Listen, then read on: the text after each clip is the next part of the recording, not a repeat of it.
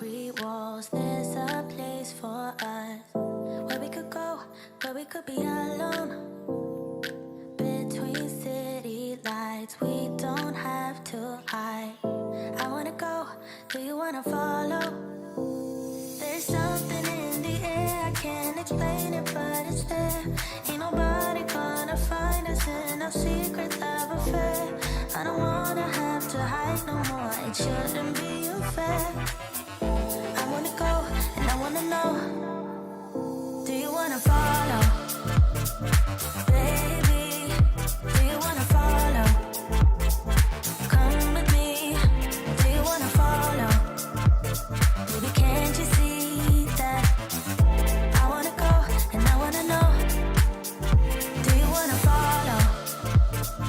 Baby, do you wanna follow? Come with me, do you wanna follow? Baby, can't you see that? I wanna go, and I wanna know, do you wanna follow?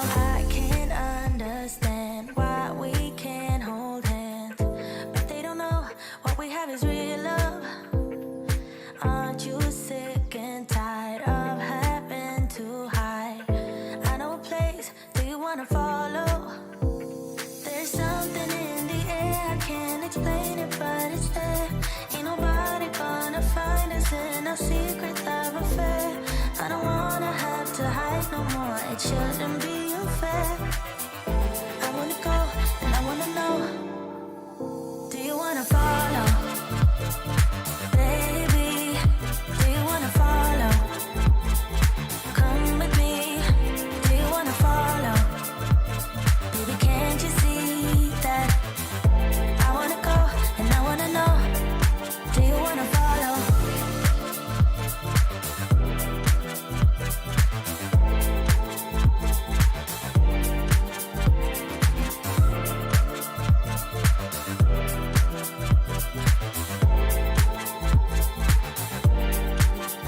Do you wanna follow? Baby, do you wanna follow? Come with me, do you wanna follow? Baby, can't you see that? I wanna go, and I wanna know, do you wanna follow?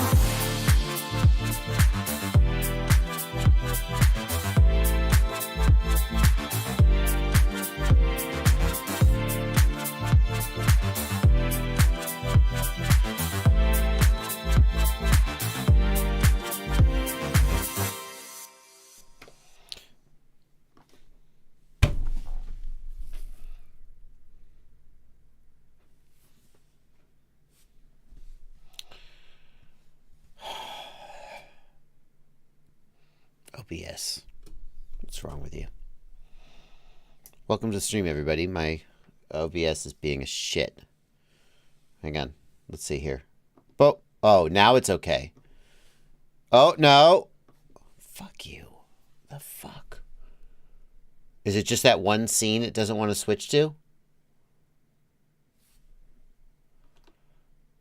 The fuck? Oh my god. What in the dickens? What in the dickens? OBS. Why are you being like this?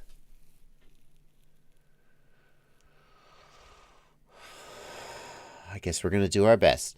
Welcome to the live stream, everybody. My copy of OBS, which is the software that I use for streaming, as well as everyone else uses, pretty much, but took a shit. For some reason, it just like reset itself, and now it's being weird. And it's not switching scenes, and so maybe I'll be a little annoyed right now, but we'll try to get over it. No, realistically, what's going to happen is I will pretend like I'm going to get over it and get on with the stream, and then for the whole rest of the stream, I will repeatedly be annoyed when it's like slow and being weird. So get ready for that. It's going to be a fun one. The fuck? What's my GPU percent? Then we'll show it. We're gonna do our best. Welcome to the stream, everybody. Happy Sunday afternoon. We are here to talk about FPV. Yeah. And, you know, I'll be taking your questions. That's what we're going to do. Let's get right into it. Oh, that's working correctly. That's nice. I'm going to be taking your questions here in the chat. I'll be taking your questions, of course, from these beautiful people about the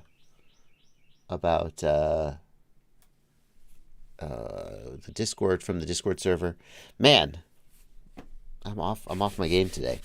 The technical issues at the beginning of the stream really throw me off. Let me see if I can get back in the groove.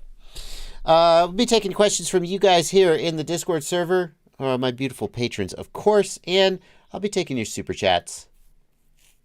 If you hit the $ down here and leave a super chat. I will be reading those later in the stream. But for the time being, oh goodness, that's so. Okay, hang on. I gotta fix this dock problem. Custom browser docks. Add dock, social stream ninja. My goodness. Okay, social stream ninja. There we go. We got the dock and it's working. Yeah, okay. Now we're kicking. We're kicking. Apply. Close. Aerobrat in the Discord wants to know if I saw XJet's stream on Friday night. And he asked, why wouldn't Flight Test share their call to action on their main page? I don't know the answer to that. You could certainly ask that question of Josh Bixler and find out what he said. Like, for example, are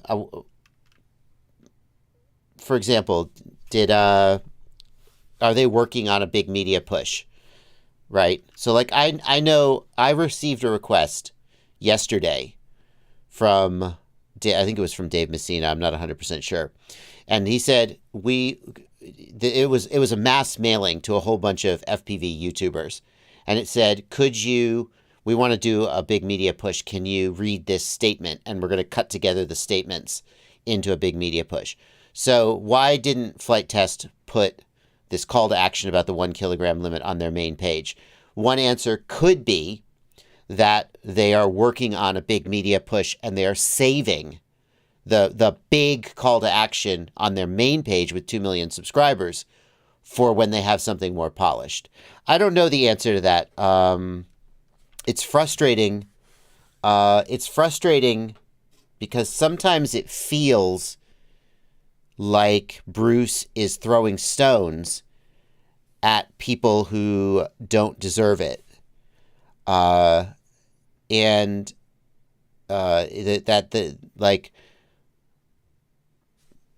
I didn't see the whole stream, and I can only imagine he was incredibly supportive and unreservedly in favor of raising the 1 kilogram limit.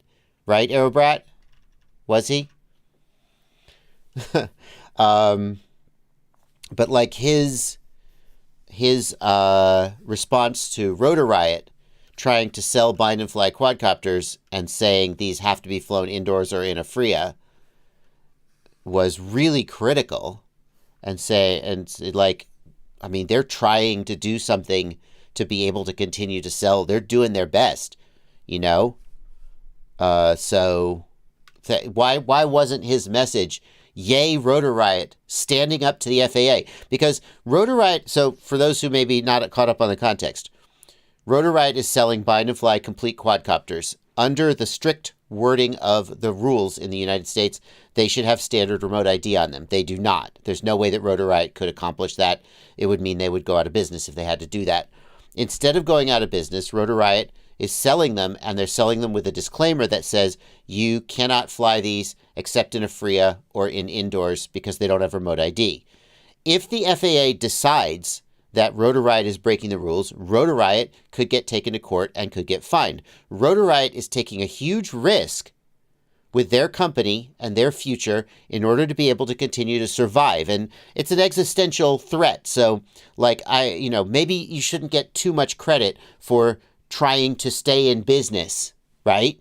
I mean, obviously you want to stay in business, but at the same time, they should get credit for trying and for putting themselves out there and for potentially being the one to get the hit and take the hit. And if Rotor Riot gets sued and goes to court and says, the FAA can't tell you that you can't sell a quad only for indoor use. The FAA doesn't regulate the indoors. If that ever did happen and Rotor Riot won, that would be huge for everyone.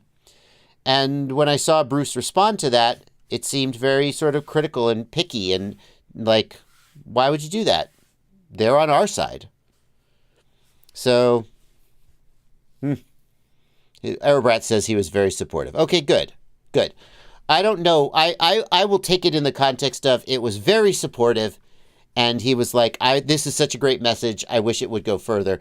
I assume that Rotor Riot will use their main page to push this at some point. Why wouldn't they? They have 2 million subscribers. I assume that they're just waiting for the right moment. So,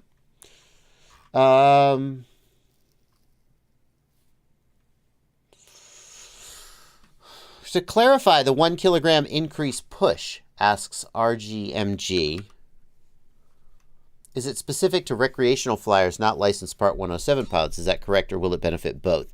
So, RGMG, the way the rule is currently written, 107 operations always need remote ID regardless of weight. That's the way the rule is currently written, which is sort of ludicrous because it means that if you have a 95 millimeter quadcopter flying a Insta360 Go and you're at 210 grams or whatever, you're under 250 grams, you have to have a remote ID module. If it's flown outdoors, theoretically, if it's flown indoors, then it doesn't apply. And that's silly. That's silly. It's not technically feasible.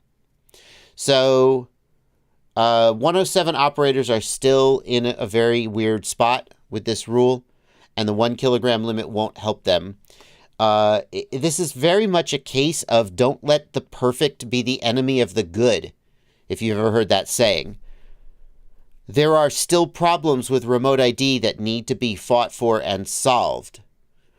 But you have to make gains where you can get them and try to help just because you can't help everybody. I mean, the best thing would be for remote ID to just go away entirely.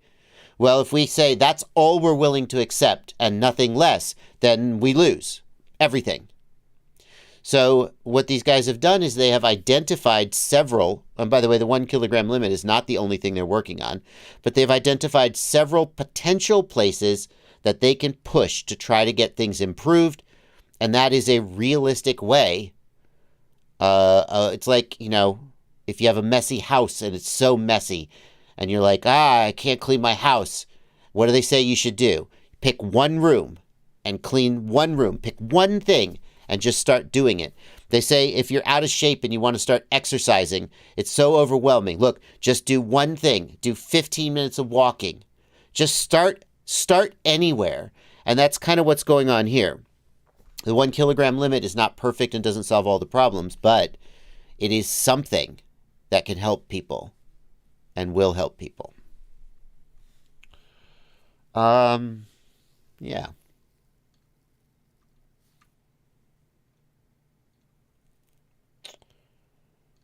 Now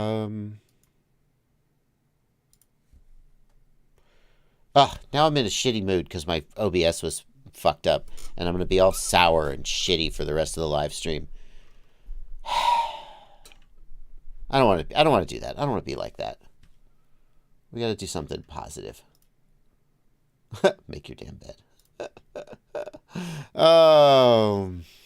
Why in the OSD does the altitude start blinking at a certain height? Because when you go over a certain height, it's configurable in Betaflight, but it gives you a warning when you go over a certain height because, like, you may not be supposed to fly over a certain altitude according to the rules in your country. So, for example, if I go to I believe it's in the OSD tab, If I go to the OSD tab, thank goodness my freaking... Ah! OBS! Ah! It's working. I was going to say thank goodness it's working. Here's the alarm. Altitude alarm is right here in the OSD tab. When you go over this number of... Is it always meters? Or does it depend on whether you're set to imperial or metric? I think it depends on whether you're set to imperial or metric up here. When you go over a certain height, then you get an alarm. You can change it if you don't like it. Just set it to 999 or whatever, and then you're fine. Or 99999, depending on how high you fly.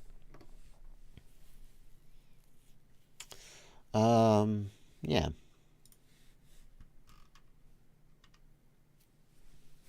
Ha! AJSR71 says, have a cocktail. That would loosen me up a little. Yeah. Of course, then I could just be angry and drunk, which isn't necessarily better. Let's take a super chat from Kojo FPV. It's a $20 super chat. Very, very generous. Thank you, Kojo.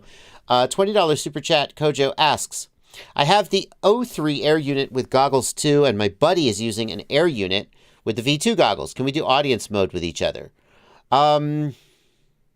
Yes. However, no. Shoot. I don't think so.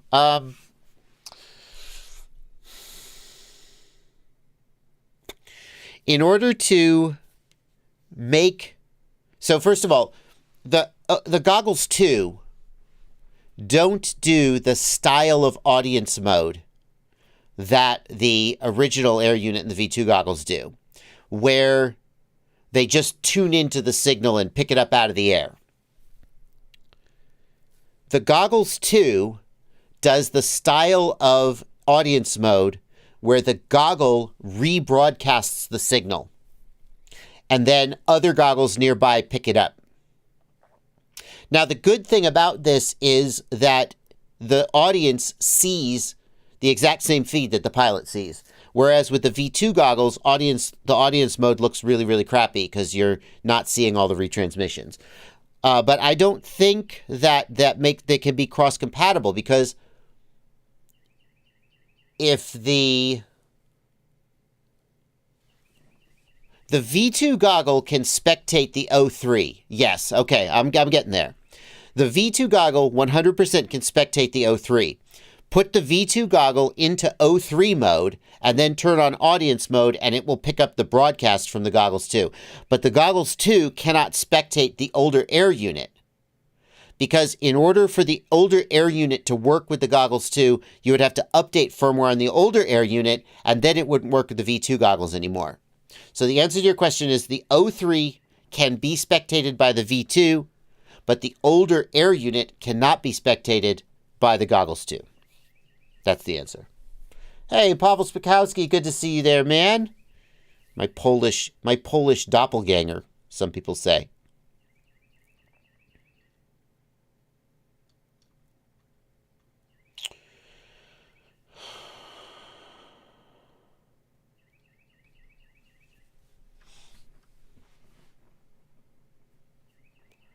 I Am Savage Gaming asks, can you help me reconnect the Beta FPV Lite controller in Betaflight to the Cetus X? Can't get it after 4.4 update. I might be able to help you with that, but probably not on a live stream. It's going to take a lot of back and forth. You should email me about it. Email me about it, and we'll see if we can get it working. G. Strondel.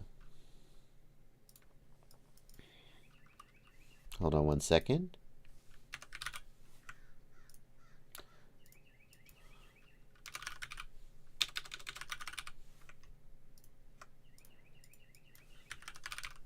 G. Strondel asks, thank you for being a patron, G. Strondel. Is there a way to get GPS on the DJI OSD other than the WTF-OS hack? I assume you have the Vista video transmitter, and I assume you have, like, the V2 goggles. That's why we're talking about WTF-OS. If I do the hack, do I have to update all my air units or only the one I want it on? So the answer to the second question is no. You can route the goggles. You can route one air unit. You'll have OSD on that air unit, but you won't have it on any of the others. Everything else will work fine. Really,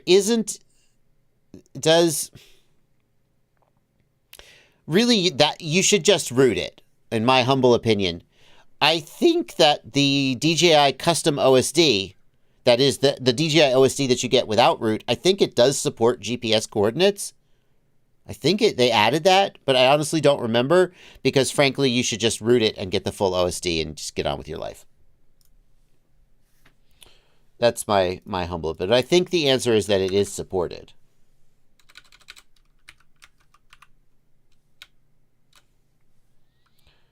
Zen Shuit, why is your question?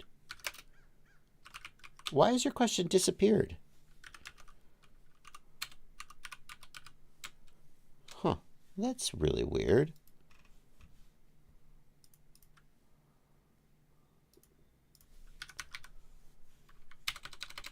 Huh, what's going on there? Force scroll to bottom. Yes.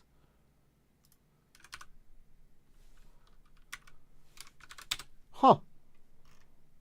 Why would that not be working? Oh, there we go. That's why. There we go. Got you, Zen. I've got you in the queue. And Shump and Co. All right.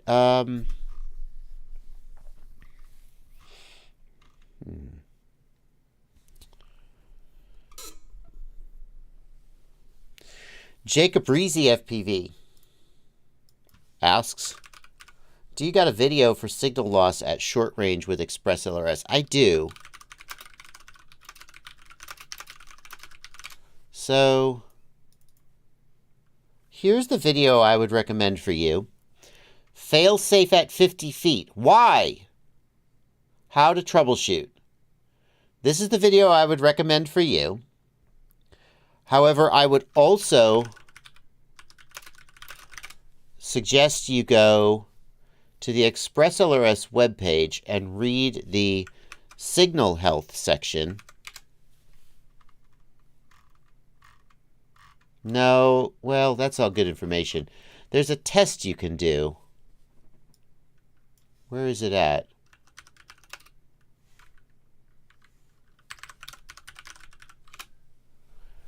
There's a test you can do. Dang it. Dang it. Typing too fast. Come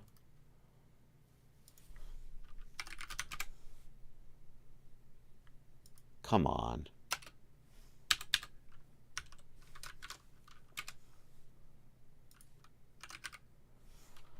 Where's the instructions about putting it on a table and doing the RSSI test?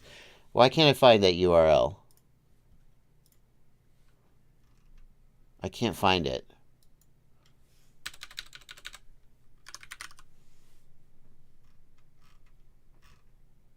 No. Dang it.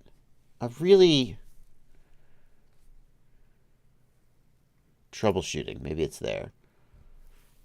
Somebody help me out. There it is. Is it on the quick bar? Thank you, Captain Bry. Yes, Captain Bry. Thank you, sir. That's the URL. So there's this bench test you can do that helps you sort of sanity check whether your hardware is basically correct. And that's where I would start, is by doing this bench test. Yeah, for sure. Okay. Let's get a couple of these super chats that have been coming in. Except that OBS is being shitty and not going to load them. There we go. Except I just lost that one because of OBS was being shitty. Cool. Let's try this again. Cali FPV, thank you for a $5 super chat. Return to home on Betaflight 4.4 works great, except when returning to home, the quad dips forward then back really quick until the descent. Cali, have you tweaked any of the settings? If you have tried to increase the speed, for example, that it's flying at, that may force it to pitch forward so much that it gets into this really sensitive area where it can't really control its speed very well. On the defaults, it shouldn't do that, but it might, depending on various circumstances. It's not uncommon, and it let's see if there's something you might could tweak to fix that.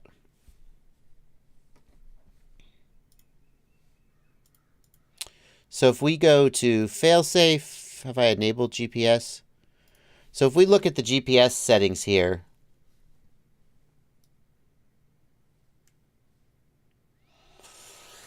if you, that's interesting. Why is it all 0? That's weird. That seems like a mistake. Let me default this flight controller real quick. All right. And let's enable GPS. We'll do enable fake GPS. There isn't a GPS. It's just a flight controller on my desk. And let's go to the failsafe tab. And why are they all 0? That doesn't make any sense.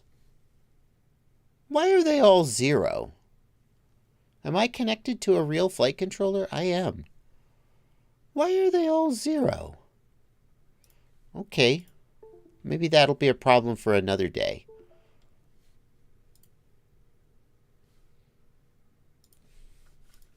They're not 0. See, they're not 0. Oh, huh. That's not right. That's all OSD stuff.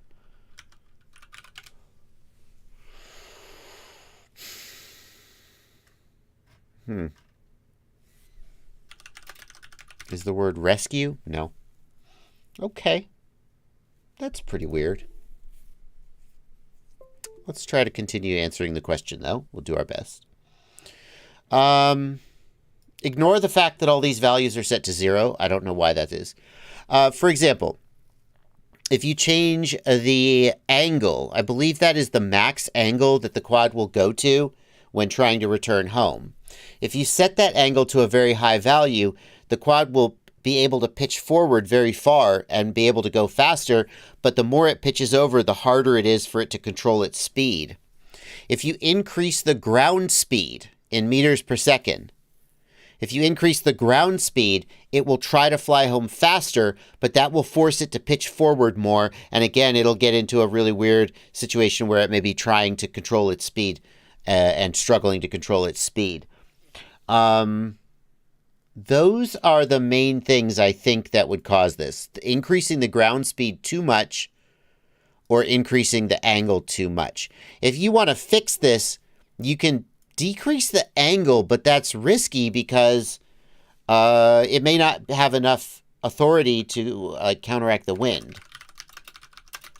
The other thing we should do is we should go to the Betaflight website. They have some guidelines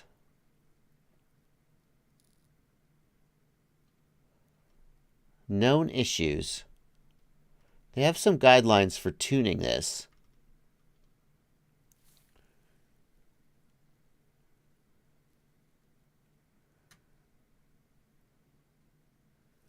Maybe you need to set your GPS rescue throttle value correctly.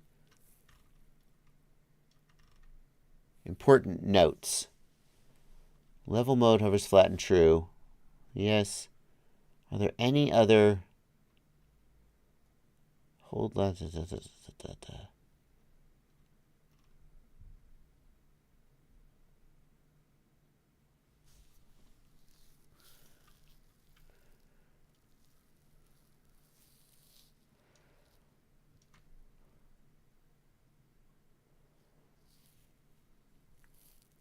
Pitch angle controls forward velocity and becomes active at half max rate. Is fully active once the arrow angle to home is less than 45 degrees.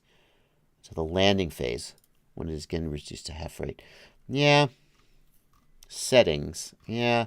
I thought there were some guidelines. Oh, here we go. PID tuning suggestions. Altitude PIDs, velocity PIDs. So the other thing you could do if you get to this point, you shouldn't really have to get to this point, to be honest. But I think theoretically you could adjust the velocity PIDs so that the pitch angle of the quad so like your pitch angle of your quad is oscillating.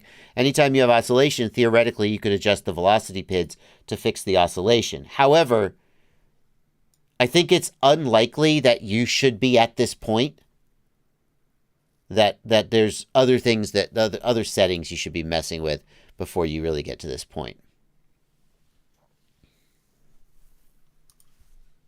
Okay.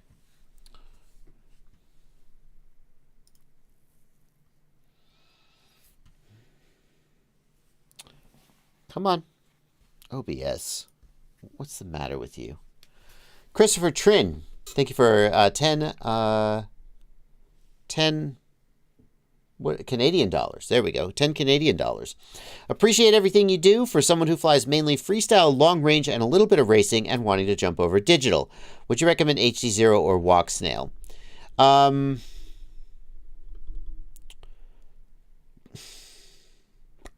I think the answer to that question depends on, number one, how much racing you do.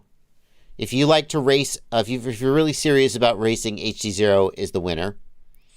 And then how much you value sort of penetration and image quality over low latency. And so that's not a very helpful question. The truth is there isn't one answer for every person, and I would be doing you a disservice if I just said, oh, yeah, this one. I think statistically, more people who fly freestyle and casual flying, statistically, more of them seem to like Walk Snail than seem to like HD0. Both Walk Snail and HD0 can be okay at long range. HD0 is going to be noticeably worse at penetration in freestyle environments where you're flying inside a building, for example, or behind obstacles. HD0 is going to be noticeably worse there. HD0, if you have the HD0 goggles, the low latency is excellent. It's very, very nice to fly. Good for freestyle and racing. For racing, I don't know how timing systems work with Walk Snail. With Walk Snail, the goggles transmit at full power, and I don't know if that could throw off a timing system. I'm not really sure. Maybe not. HD0 will work perfectly with race timing systems. HD0 is decent at freestyle if you have high gain antennas on the VTX. I think you really just have to balance that out for yourself, and either one of them could be the right answer. HD0 can give you a fine freestyle experience. It's just you're going to be a little bit more limited in where you can fly compared to something like DJI or Walk Snail. But you'll work around that. You'll work around that.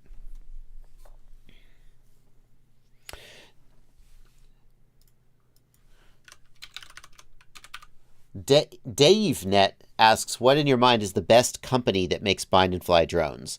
I assume you mean FPV drones. You don't mean like DJI or Teal or, FPV drones. So there's so many good companies out there that I don't want to disrespect any of the companies. Like GepRC makes great drones. Diatone makes good drones. There's a lot of companies out there making great drones. Darwin FPV makes good drones. If you want something at the absolute lowest price point, Darwin FPV, they're not as good as some of the more expensive ones out there. But like sometimes you want a steak dinner and sometimes you want a McDonald's hamburger. And there's, McDonald's is it's a delicious freaking hamburger. No, it's not like gourmet food. But you pay $2, you get a cheeseburger, you eat it, you're happy. There's a place for everything. A company that definitely stands out to me, it has to be iFlight. I think that if you look at what iFlight is doing, not just in terms of the quality of their drones, because there's a GepRC Mark V and an iFlight Evoque are, I would say, equally good in broad strokes. Like in terms of their performance, in terms of their durability, in terms of their cost, in broad strokes, I would say they're both great. But if you look at what iFlight has done as a company, iFlight is clearly trying very hard to be a consumer drone company and think about their customers not as just hobbyists, but trying to take care of people who are beginners, people who are just getting into the hobby, and still FPV is incredibly technical and there's a huge amount of learning curve. So obviously there's only so much they can do, but it seems very clear that they are trying to make FPV accessible in a way that it feels like other companies make a great drone and then stop there and assume that it's up to you to figure out what to do with it. So I think iFlight stands out in that respect.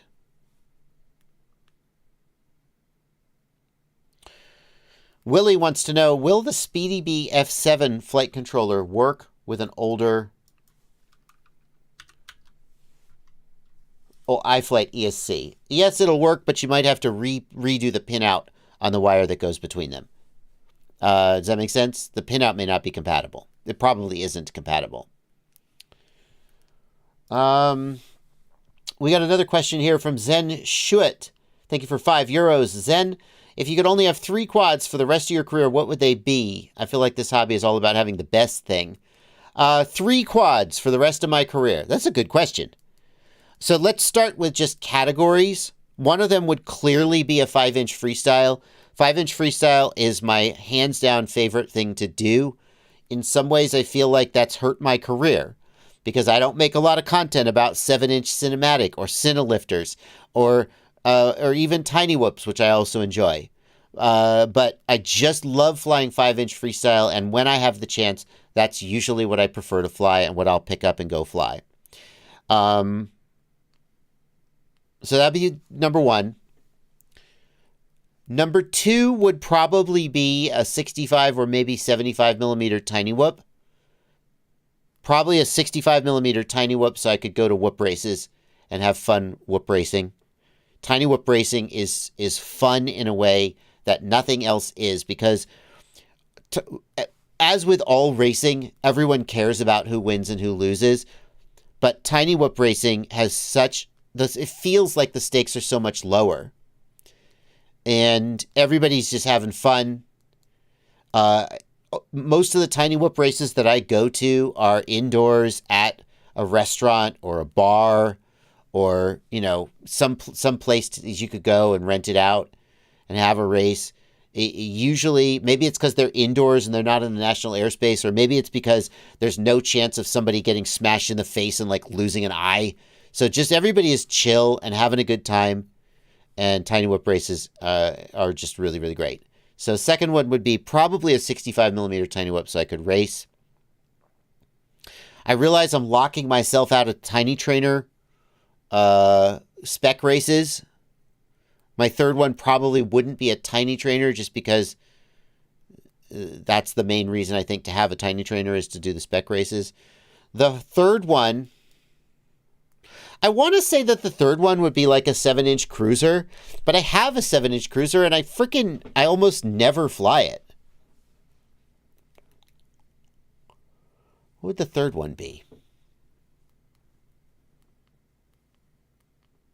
If you say for the rest of my career, then I think the third one would have to be some kind of cinema rig. Because in theory, someday, I might want to do that. And if I'm limited to the rest of my career, then the third one would have to be some kind of a cinema rig. I guess that's what I would say. Great question. 1 second. Let me just catch up the queue. Okay.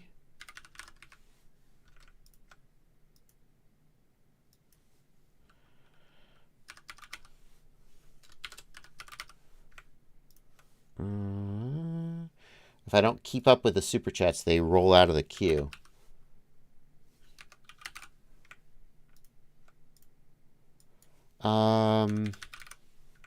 One second. Almost there. Ooh, we got a lot of super chats coming in. I better get on them. Ethan W. asks, do you think that Beta FPV QC has gotten better? I was thinking of getting a whoop from them, but the last quad I bought wasn't too high quality. I don't know. I will say that some time ago, a person from Beta FPV reached out to me and said, look, basically, this is a paraphrasing, but basically said, look, we saw some of your comments. We want you to know we've been trying to get better. And I was like, okay. And then they sent me a box full of gear. And I was like, okay. But that doesn't tell me whether your QC has gotten any better. I don't know. I will say that they say that they're trying to get better. That's all I know.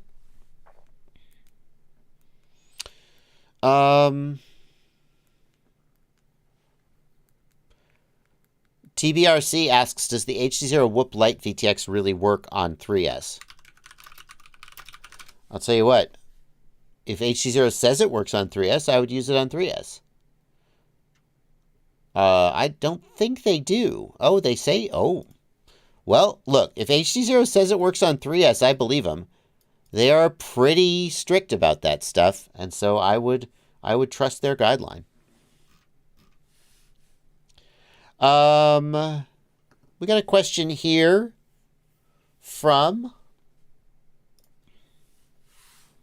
Shump & Co. Thank you for a $20 super chat, Shump & Co. I am building an LR7 drone with Speedy B F7 and a 50 amp ESC, Zing 2 3110 1600 kV motors. Those are nice motors for a 7-inch. Those are, if anything, they're a little bit overkill, but I think you're going to be happy with them. Only on this drone, the ESC keeps burning up. At 100% throttle, it uses 67 amps. Should I use a 65 amp ESC? Okay, so first of all, Shump & Co., there's a misunderstanding here about ESC amp ratings. If you have a 50 amp ESC, that is per channel. So a 50 amp 4-in-1 ESC should do 200 amps at max. Now that assumes that all the motors are pulling equal amps, and that's not always true. But if you're only pulling 67 amps, then 67 divided by 4 is 16.75. On average, each motor is pulling only about 17 amps. And so you are nowhere near your amp limit. So just set that aside. Also, that amp limit is a continuous amp limit. Most of the time, you'll have a burst limit that's even higher than that. So a 50 amp rated ESC could probably handle bursts of 60 or 70 amps for a few seconds. So it is not your amp limit that's burning out your ESCs. My guess would be that there is an electrical problem in one of your motors. Maybe your motor screws are too... That sucks, because those are big-ass motors, and they're probably not cheap if you've screwed one of them up. But it is what it is. For example, if your motor screws are too long and have cut into the wires or the windings, that could be causing this. Does it always fry the same motor on the ESC? If it was a bad motor, then I would also expect you to fry the motor, though. And you didn't say you're frying the motors. So that's pretty weird. That's pretty weird.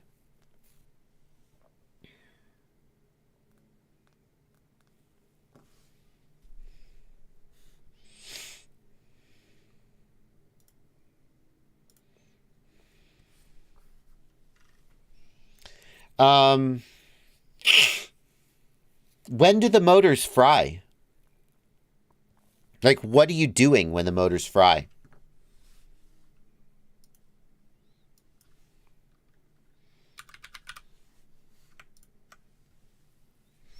Are you turtle moding? Yeah, don't turtle mode a 7-inch, that's for sure.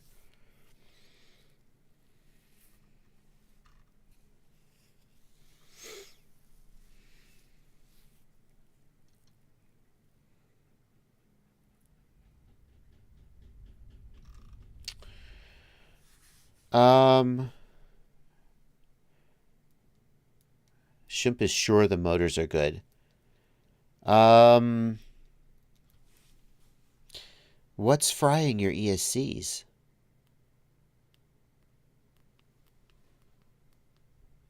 Do they fry at high throttle, for example? The thing is, anything like PIDs, if you had bad PIDs, I would expect it to be frying the motors before the ESC. Usually the motor gets super hot and fries before the ESC does. I guess in theory, if you've got a big beefy 31 millimeter motor, maybe it can soak the heat. Glitchy says, what's the average amp draw for a 7-inch with motor that size? If he's pulling the amp draw from the data sheet, then theoretically the motors could be overdrawing the ESC. Like, if you're going high throttle and just staying there, you could be toasting the ESC by going full throttle. But yeah, as Ciati says, if it's letting go at a hover, that's just a bad ESC. I can't think what else would cause that. Are the motors hot? Or are the motors cool? Speedy ESCs are not crap. He was just looking at it and it blew. No, that's Mike Bergman saying that. Well, Shump and Co., if you want to keep talking about this, let's go back and forth via email. It's a little bit tough to do back and forth questions on a live stream with the chat delay. Yeah, he says, I was hovering and it popped. Yeah, that's... If you've blown 2 of them, I feel like there's a chance it's something about your build, but it's going to be difficult to figure out what that is. Like, I don't know. Are you getting solder ball? Hey, when you solder up those motor wires, are you spattering solder balls? Oh, show me a picture of the ESC after you soldered it up, and I'm going to look for solder balls. And if there's a bunch of solder balls, then I'm going to blame you. That could be it. I don't know. Okay, we're going to move on.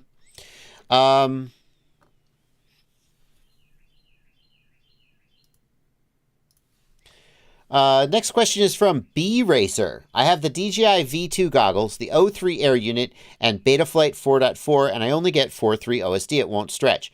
No, there is no solution, B Racer. The O3 Air unit does not currently support the HD OSD.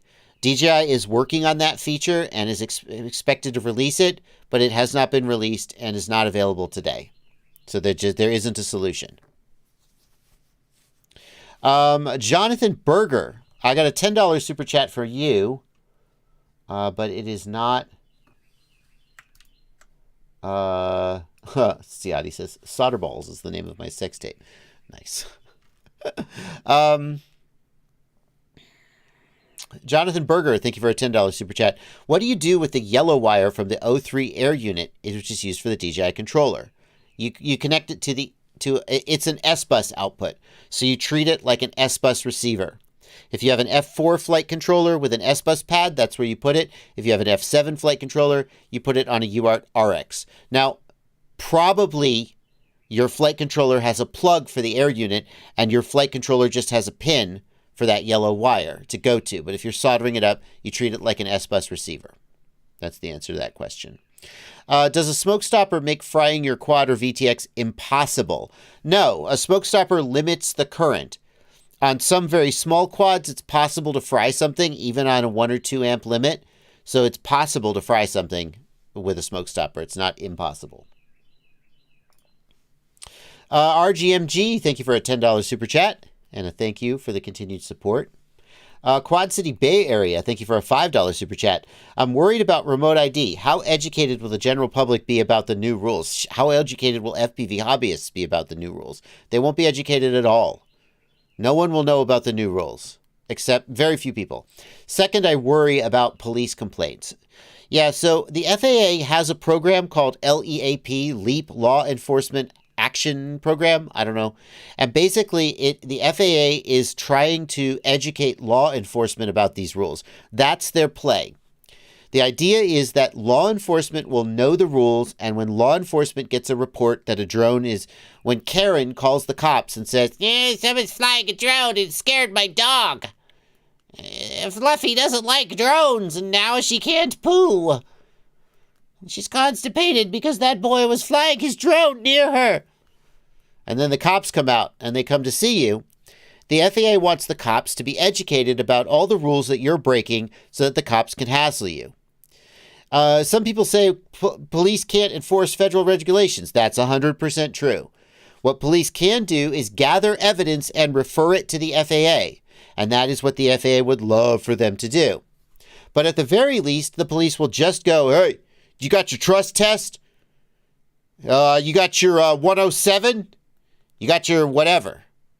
Got your remote ID? And the FAA is actively working to educate local police about these rules so that they can, well, not enforce them because they're not allowed to do that, but so they can hassle you about the fact that you're breaking them. So that is a valid concern. Edwin Ramirez wants to know if I know the pinout of the new RunCam Phoenix 2 Special Edition. Yes, it's the same as the original RunCam Phoenix. It's not changed at all. Someone asked me this question in email. That's how I know the answer. Wyatt Humphreys, thank you for a $5 super chat. I turned my iFlight Mach R5 into a pusher and the motors got too hot to touch. I'm going to guess that I don't think changing it to a pusher would have changed the PIDs in any meaningful way. So I'm going to guess that your motor screws are too long. That's always my guess when people have hot motors. You want to know why? Because that's usually the cause. Like what I'm looking for here is, does the Mach R5 have any kind of 3D prints? No, it doesn't. So the screw length shouldn't have changed when you flipped it over. I can't imagine what else it could be, though. Like, I really don't think the PIDs are the arms symmetrical in their cutout? Is the shaft rubbing? Can I just see the frame? No, I can't. Can I just see the frame?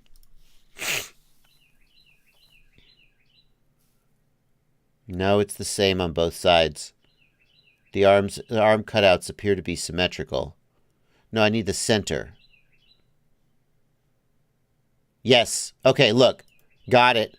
I think I got it. I don't know for sure, but I think I got it. Do you notice that on the top of the arm, the cutout is very wide, and on the underside of the arm, the cutout looks narrower?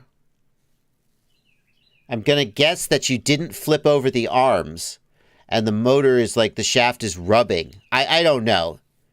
That's a long shot, but there you go. That's my guess.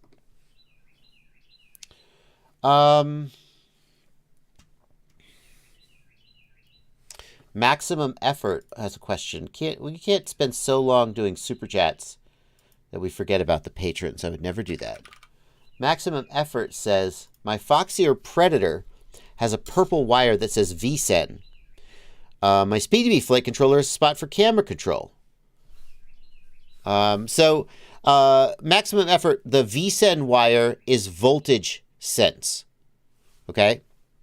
The way that you would use this is if you didn't have a flight controller, then the VSEN wire could give you voltage sensing. You would wire it to your ESC plus ESC battery plus pad, and that would let you have the camera would show you your voltage, and then you would know your voltage even though you don't have a flight controller.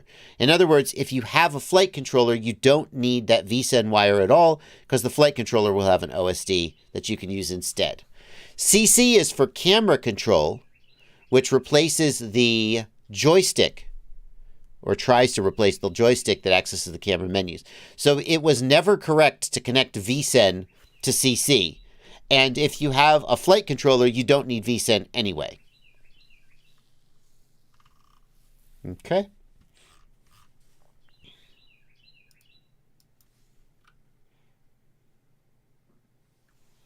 Okay. Continuing. Munir Baksh, thank you for 100 South African Rand, I think. Thank you for that.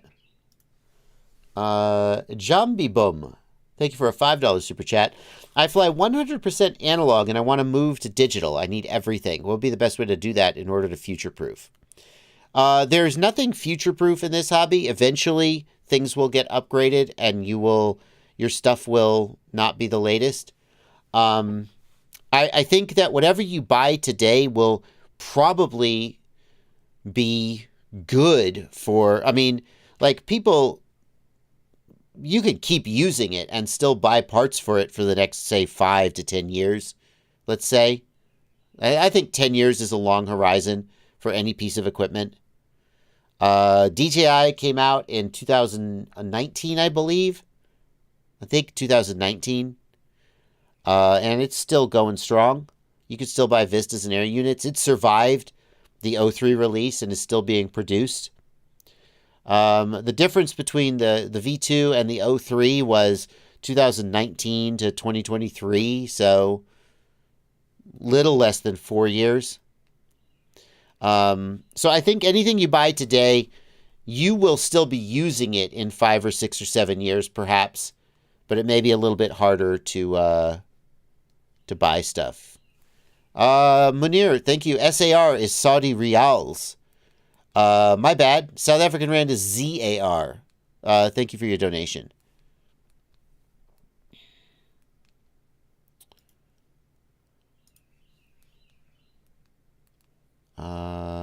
That's what I get for trying to guess at currencies. I don't always see a lot of currencies. So I think you should buy what you want to use today.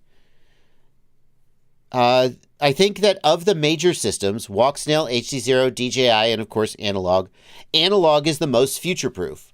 Analog is going to continue to be available forever, more or less. You'll buy a set of goggles, and then, just they'll probably last you for a long, long time. There's no guarantee that the company you buy from won't go out of business. In some ways, DJI is future-proof in that DJI is unlikely to go out of business. But DJI is more likely to just kill a product and not like, okay, well, we're not making that anymore.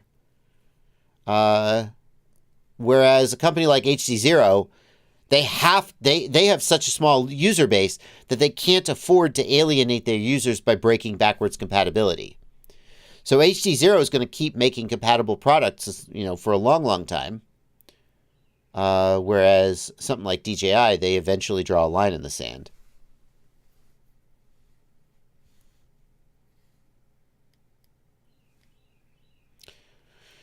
Whooplash says, I caught my quad on fire. Oof. I caught my quad on fire and I saw that the voltage wire, was disconnected when I recovered the charged quad. How does a loose red wire catch the quad on fire if the ground wire is still connected? I am an ignorant noob. Okay, so 2 things, Whooplash. First of all, whenever you've got a quad that lit on fire, you got a chicken and the egg situation. Did the wire come loose and cause the fire, or did the fire happen and burn the wire loose? You don't know. I would actually lean towards the latter. I would guess that you had a short circuit of some kind. And that short circuit caused excess current to flow, and that excess current caused a heat buildup which burned the wire loose and started the fire.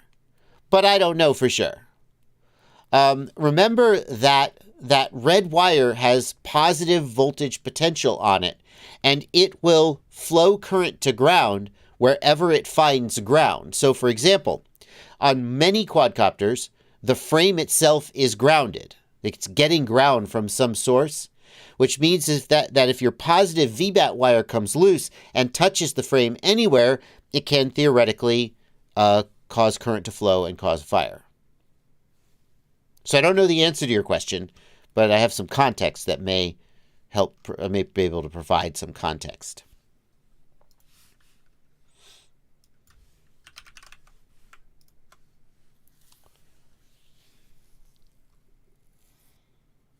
Crazy Pilot asks, do I know any sellers of the Racer Star 2207 motors that ship to the Netherlands, or should I buy a new set of motors?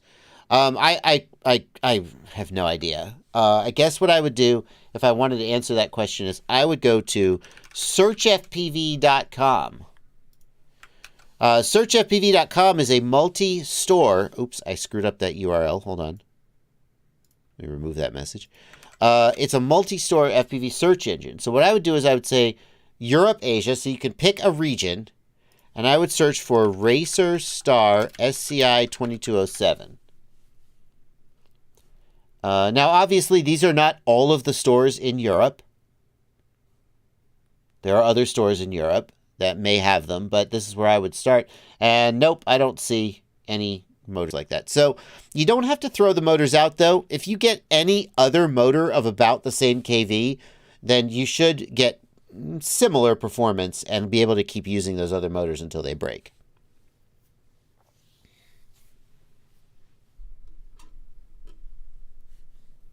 Bitterroot FPV wants to know, why was my Cinebird on Emu Flight? I'm going to guess that because that's what he shipped it to me running. I don't think I built that Cinebird. I think he sent it to me, and that's what he uses.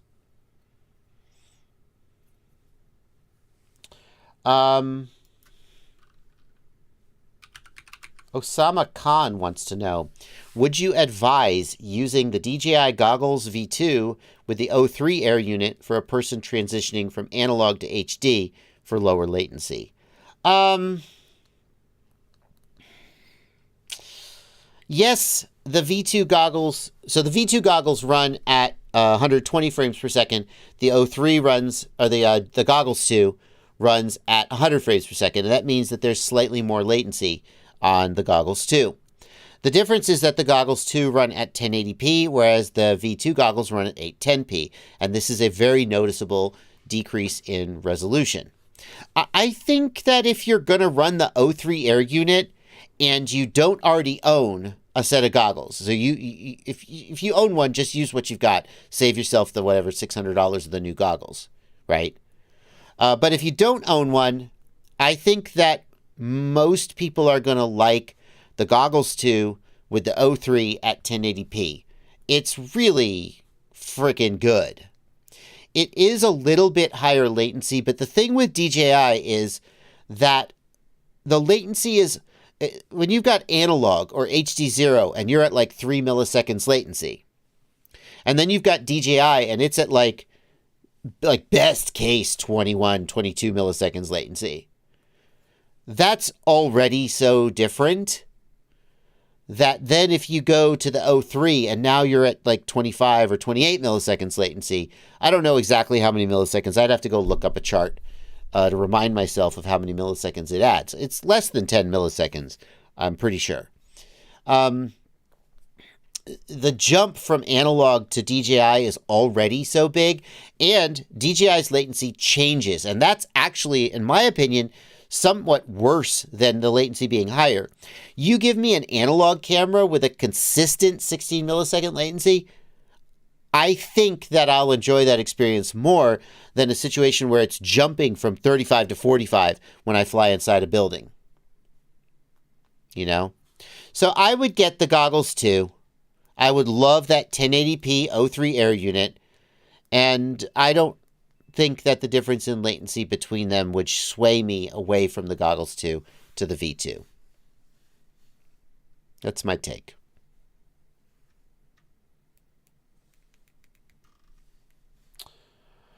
We got a question here from 719 FPV.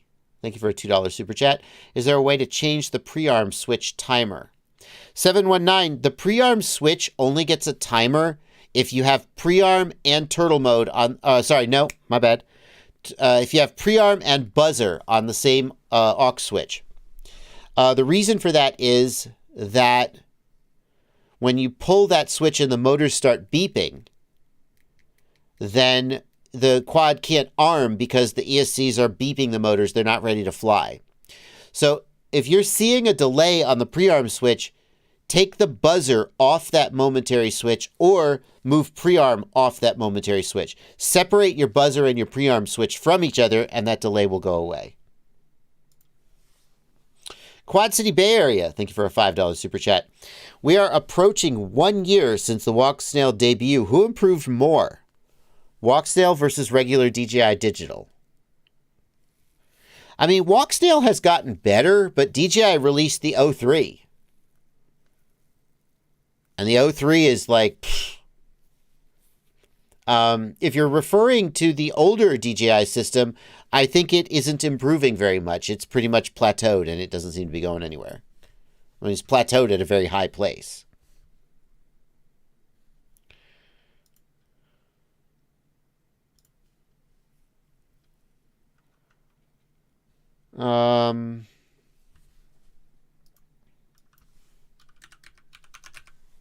Sakura Tears. Thank you for 25, I think, Hong Kong dollars. I'm planning a long-range flight, flying a mountain. I really care about reliable return to home. It's a 7-inch, and the flight controller does support ArduPilot. Should I use ArduPilot iNav, or Betaflight is enough? I mean, there's no question that ArduPilot's autonomous flight capabilities are far more mature and reliable than Betaflight's. The same is true of iNav. Betaflight really excels at like acro flying. I think if I was doing long range flying and needed reliable return to home, then I don't think anybody could argue. I mean, some people would say Betaflight can do it. Yep, it can do it. But I don't think anybody would argue that iNav and ArduPilot aren't better. So, I mean, I think the answer to that question has to be ArduPilot and iNav.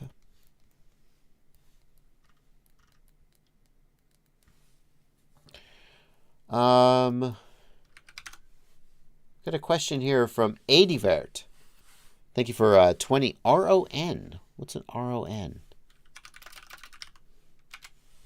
Romanian Lou.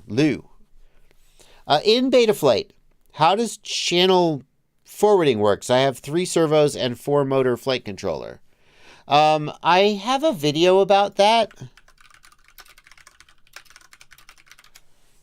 I'm obviously not going to explain it. Like, this video is a 20-minute video. So I'm obviously not going to just talk you through it here in the live stream. I'm going to refer you to this video, though, Adivert. And I think it will tell you everything you need to know. One thing I would point out is if you need 3 servos, depending on what flight controller you've got, you may not have enough servo outputs to make that work. But it might work.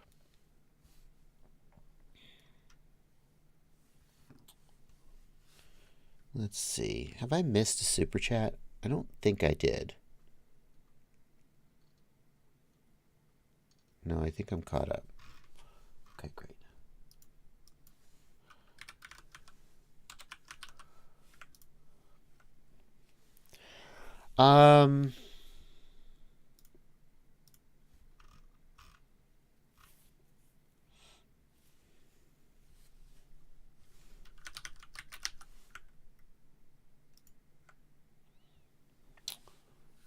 Let's see here.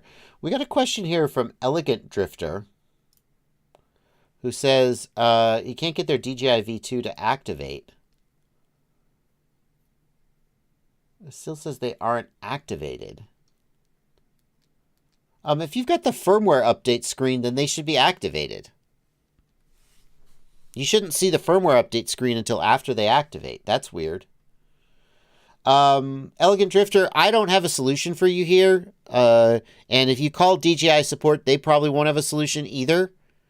I'm not really sure what to tell you. You certainly could.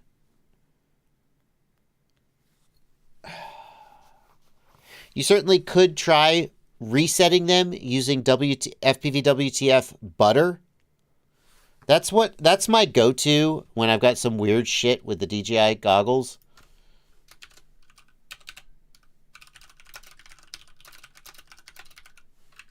So this is the video in question. I would try this.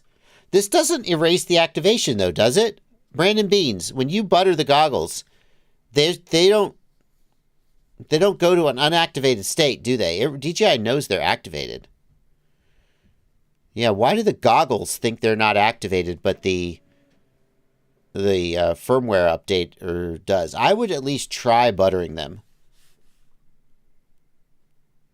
Try buttering them and see if that fixes it. I honestly don't know, though. Also, good point, Brandon. Well, Brandon means the goggles are saying they're not activated. That's the problem. Scott Milano, that's a great point. Have you activated the air unit? Maybe it's complaining about the air unit. You have to activate the air unit separately. Yeah.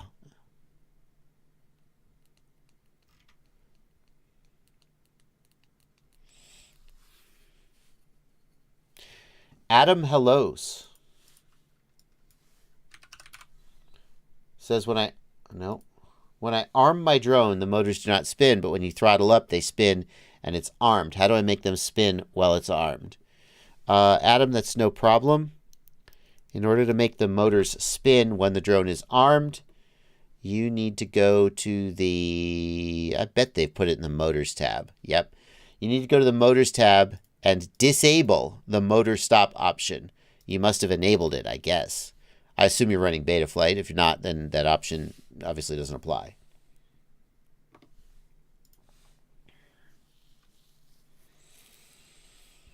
Andrew Hewitt. We got a $10 super chat from Andrew. Thank you, Andrew. Cinnabot 3003 with Goggles 2 showing only battery life and warnings in OSD. What am I doing wrong? So, Andrew, the fact that you're seeing your battery life and you're seeing warnings? What? No, sorry. That doesn't make sense. What warnings are you seeing, Andrew? What warnings are you seeing?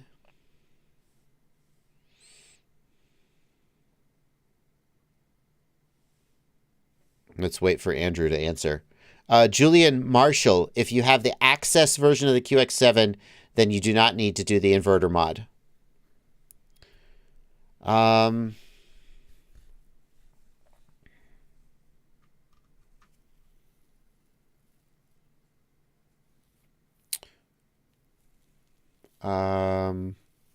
Andrew Hewitt, still waiting on an answer there.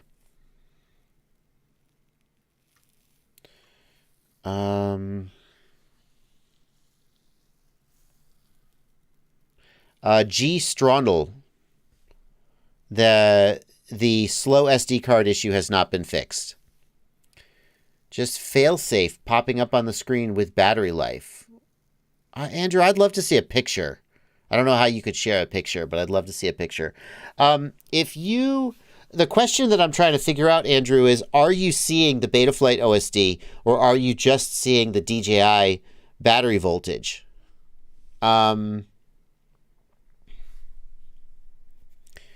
If you're seeing warnings, like Betaflight warnings, that means you're getting the Betaflight OSD. But if you're seeing the DJI goggles showing you some error messages, that's something different. He says he's seeing the Betaflight OSD. Okay, well, then you need to go to your OSD tab and set up the OSD, right?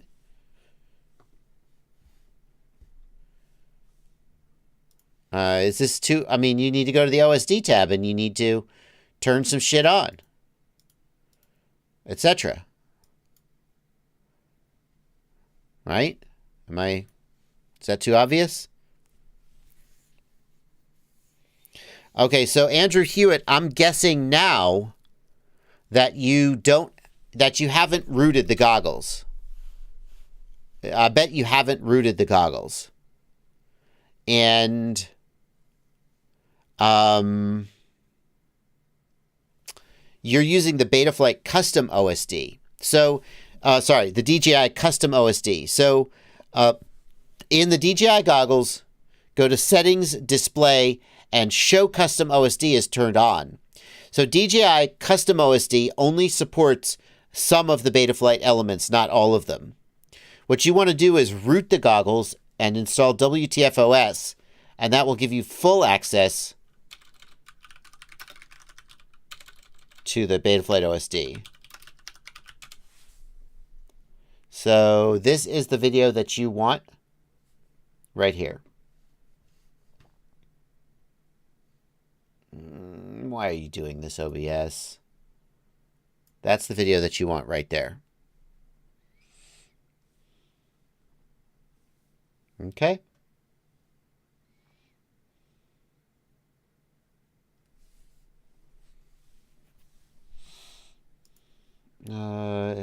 We got one more question here. Bad for Life, is he using the goggles too? I'm sorry. Wait, back up. No, I got that question. Is he using the goggles too? I apologize. Andrew Hewitt, what goggles is he using? Let me look back. Oh, you have the goggles too. I'm sorry, I take it all back. I apologize. Thank you for catching that. I would hate to give somebody bad advice. Which I'm sure I do. More than I would be comfortable with, but I do my best. If you're using the goggles too, then you should have the full OSD, period. If you have any parts of the OSD, you should have all of them. Are they, I don't know, man. Have you enabled the HD? What about this?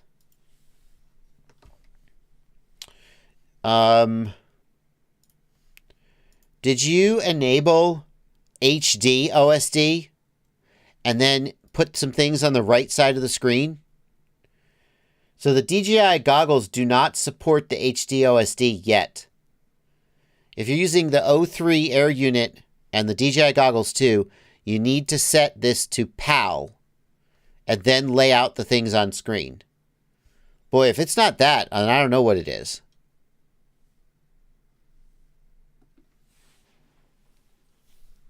Oh, that's a good one. Tyrannosaurus Rex. Thank you. That's a good tip.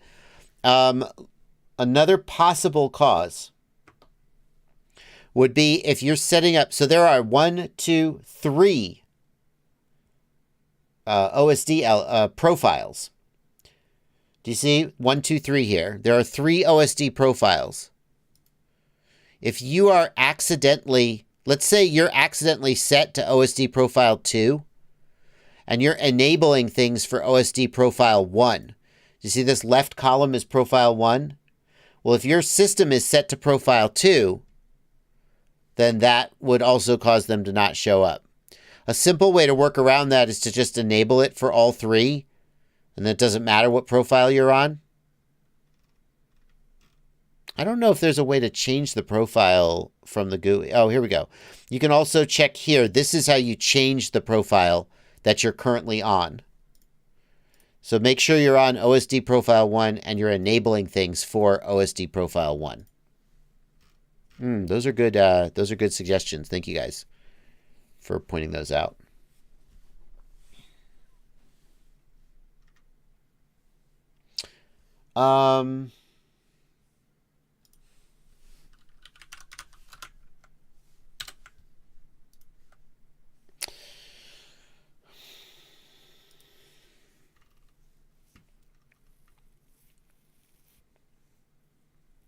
Julian Marshy wants to know what action cam I prefer. Currently, I'm running the Hero 8 just because it's the cheap one that I could get with a Best Buy warranty. After I kill all my 8s, I'll be moving to the Hero 11 Mini. Hero 11 Mini is really, really good. It's too bad it's so expensive, but it's really, really good. Valentine de Klerk. I have put you in timeout 3 times and you are not getting the message. And you are still spamming the chat asking when the giveaway will be announced. Okay, you got me, bro. You got me. When will the giveaway be announced? He's been asking this for 1 hour and 20 minutes.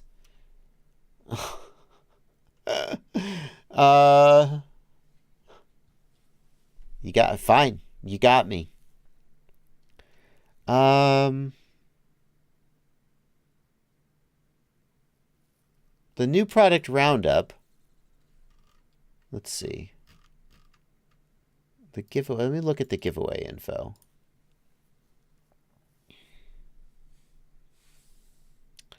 Now, this is very important. No one pays attention to this.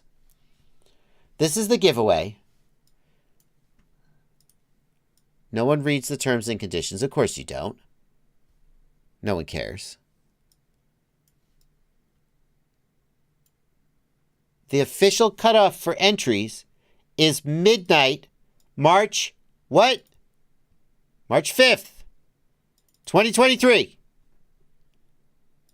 That I will draw the winners sometime after midnight, March 5th, 2023.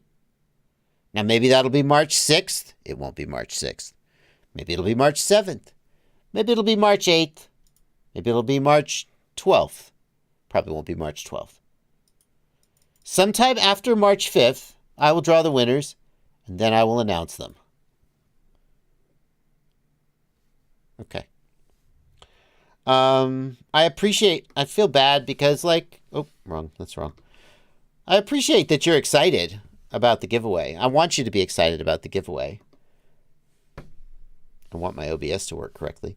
But, you know, I also don't want you to spam my live stream repeatedly asking when the giveaway will be announced. I'll announce it when I'm going to announce it. But definitely not before the cutoff date. Let me be clear about this. If it was tomorrow, because I always go check the cutoff date before I get sanctimonious. If it was tomorrow and you were saying, when are you going to announce the winners? When are you going to announce the winners? I would be like, yeah, you know, I'll get to it. But if the cutoff date hasn't even happened yet, then I'm like, what do you want from me? Midnight. It will be announced after midnight today. People can still enter the giveaway. Okay. Now stop spamming the chat. I'm going to put you in timeout again. Just on principle. Baldman FPV, how do you lose your content with the Hero 11 Mini? Tell me about that. I have one Hero 11 Mini I've been playing with, but I haven't dug into it very much. Lane Seawright. That's a great name, Lane Seawright. Thank you for a $10 super chat. I'm building my first drone with the O3 Air unit and your JBF7 V2 flight controller. Awesome. Love that flight controller. Thank you for using it. Any recommendations on what ESC I should use? I like the iFlight Blitz ESC. They're both, my flight controller is made by iFlight, so the iFlight ESC, the pinout is compatible, and that's good enough for me. I don't want to repin a freaking plug. So I use the iFlight Blitz.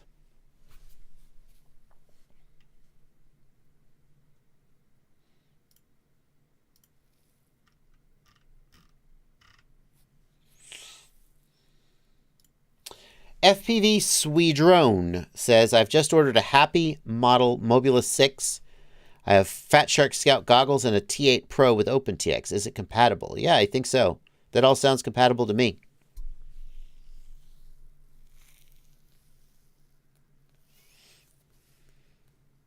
Ooh, Rauk FPV in the chat has a very interesting question.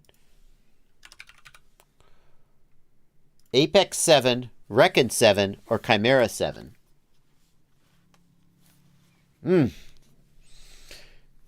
Chimera 7, solid. Recon specializes in long range. Apex generally makes good shit, although the Apex 7 to me just looks like a stretched version of the smaller Apex, which doesn't like inspire me that it was like designed from scratch as a 7-inch, although maybe it was. Chimera is a pain in the ass to own and work with because it's so like put together.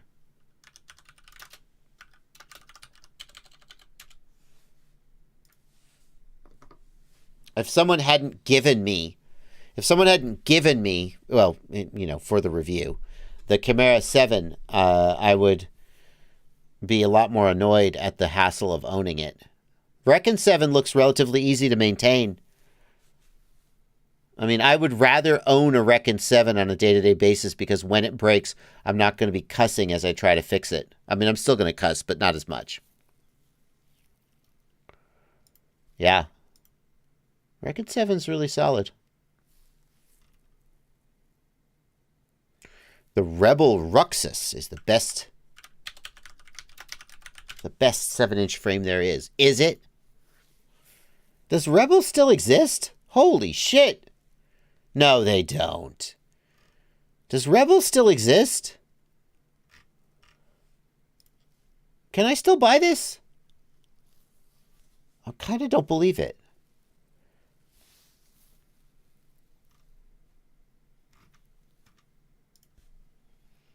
Rebel mini quads. I still remember this video. Wait. Side note.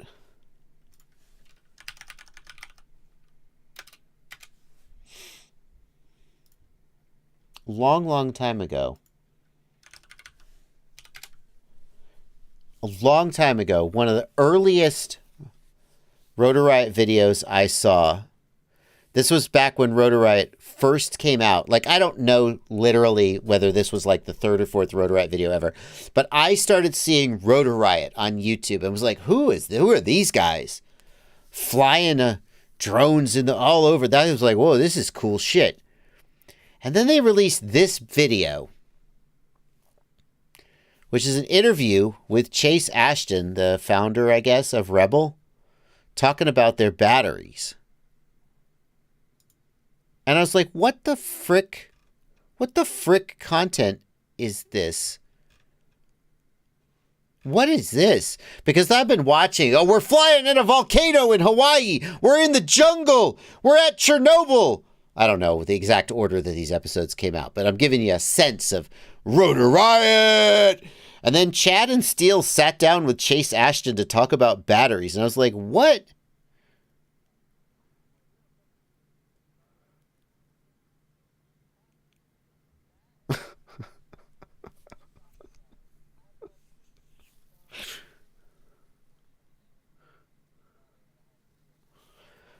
There's good. I'm not saying there's not good info in it. There's good info in it. But I was like, and whenever I see Rebel, this is Rebel. I don't know. A lot of people probably haven't heard of them. I'm kind of amazed they're still around. I haven't heard about them lately. Shop. Ruxus. Can I literally buy this? My cart is empty. I thought I added to cart. Ruxus 6-inch ready to fly. How about a 7-inch? No? Okay. Can I buy one?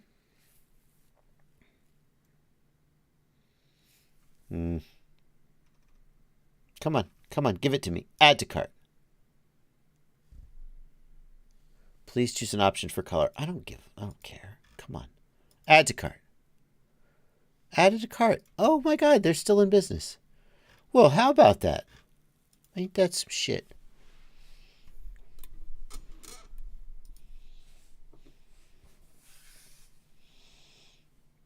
It seems like you can still give them money, at the very least.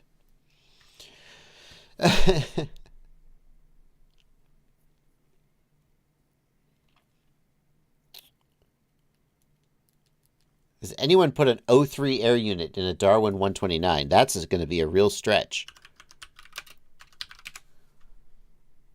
I don't know about that, man. Like, where the frick are you going to put it? Right? I mean, I don't know. I don't know where you're going to put it. The only thing I could really think of to do is to extend the standoffs even longer and put it under the top plate. I guess, you know what actually the smart thing to do would be? Is to... Are you joking? Do you have this zip tied on? Shut up. You don't have screws, you have zip tie?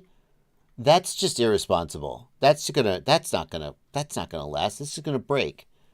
That's just wow. Anyway, take this off and build an O3 backpack.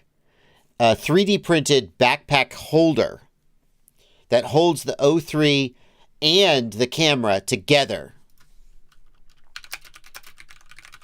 That's the thing to do. No, not that kind.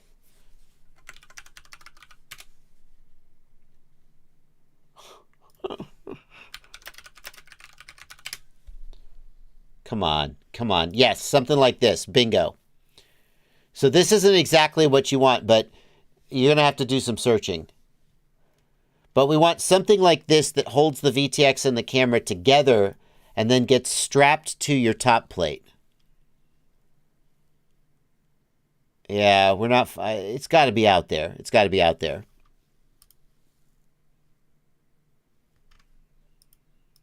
I don't know. That's where I would... That's the direction I would go.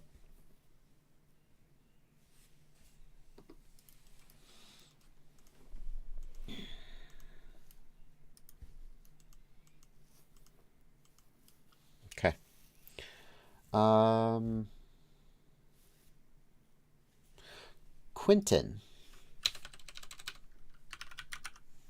Quentin Clugston, thank you for a $20 super chat. Very generous super chats today. Thank you so much.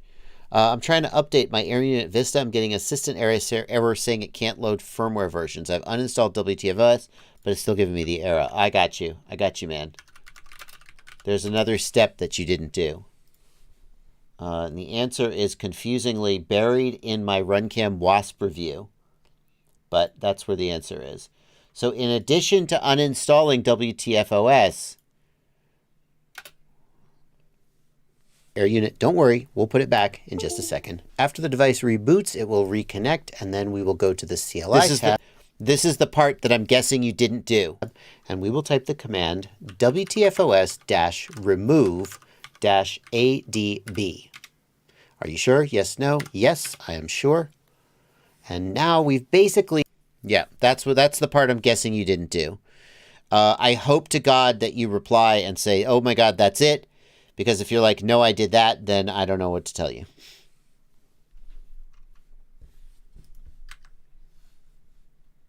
Okay.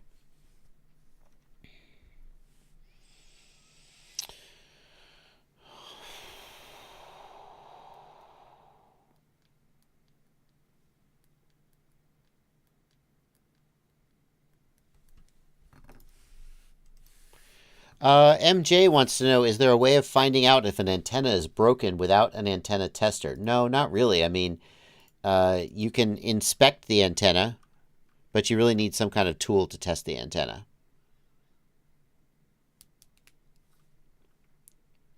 Swift69, thank you for a $5 super chat. Appreciate the donation.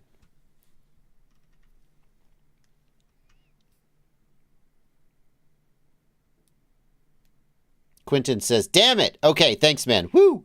Okay, good. Got it. I earned that donation by solving the problem. If you have the Immersion RC RF power meter, you can do some rudimentary testing of the antenna, very rudimentary. But really, most people who don't have access to thousands of dollars in equipment will just buy a new antenna and swap it out.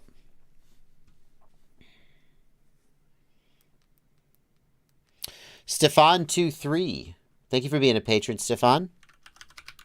Stefan asks in the Discord server, should I update my BLHeli32 ESC from 32.8 to 32.9? There was a problem with one version. There was a problem with an early release of 32.9, I think. I'm pretty sure it's been solved. So you can update, but my opinion is if you have a quad that's flying well, don't touch it unless there's a definite compelling reason. So I would ask, what problem are you trying to solve, or what feature are you trying to get by going from 32.8 to 32.9? So for example, Tyrannosaurus Rex points out that 32.9 has variable PWM frequency. That is true. That's a feature that you would need to go to 32.9 to get. Do you have a problem that you're trying to solve by using variable PWM frequency?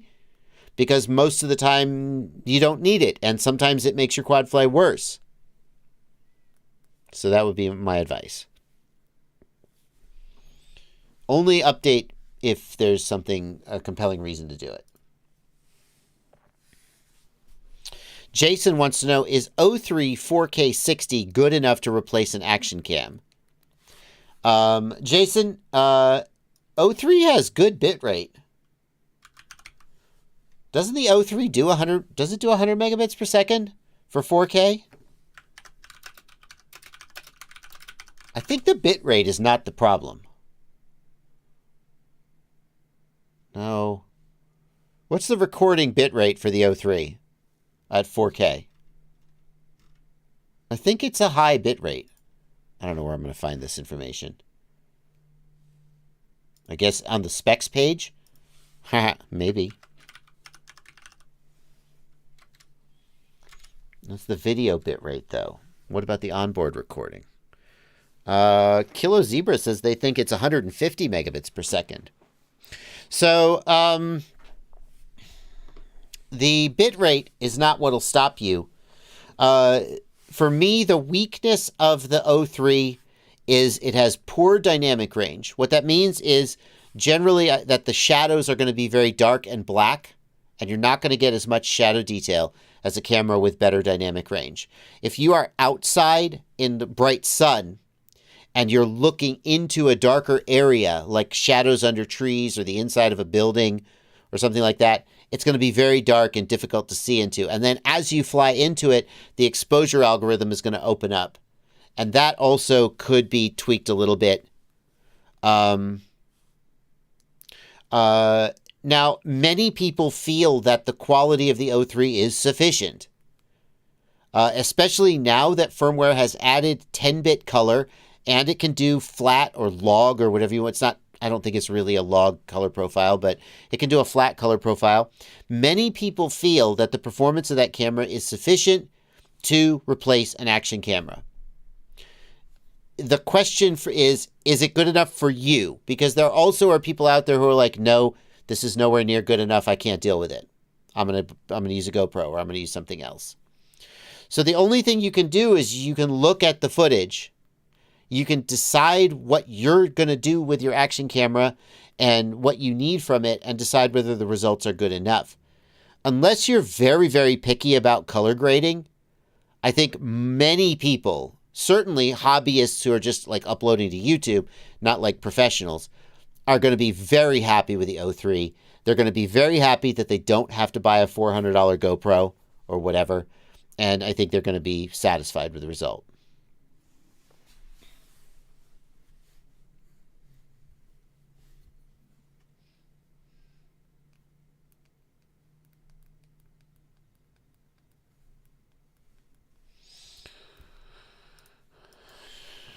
Quadrophenia. Good to see you again, by the way. I haven't seen you in a while. You're getting bobbles on punch out. When do you get the bobbles? Is it while the throttle is raised, or is it immediately after dropping the throttle at the end of the punch out? That's the first question. R. Searage, do you have another question you want to ask about something else other than DJI?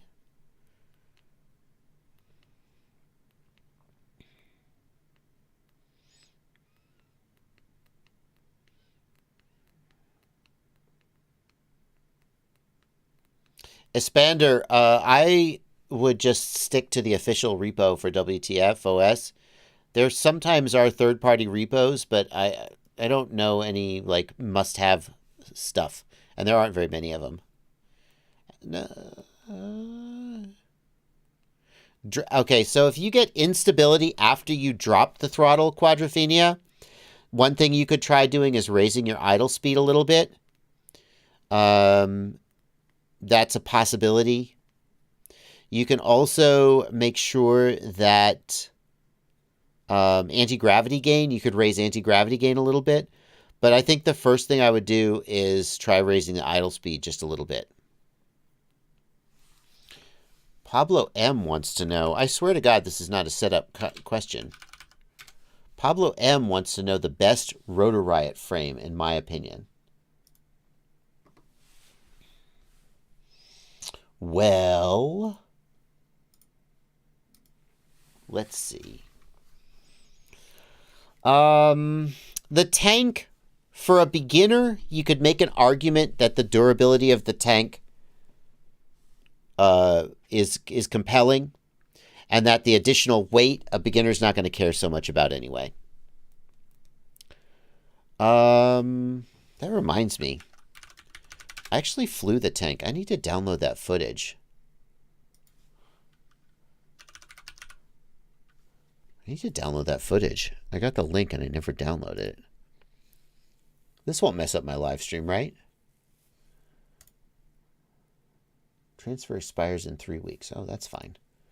Getting your files. Your download has started. Yeah, see, I got to get that footage. I flew the tank. I'm going to do a little video about it.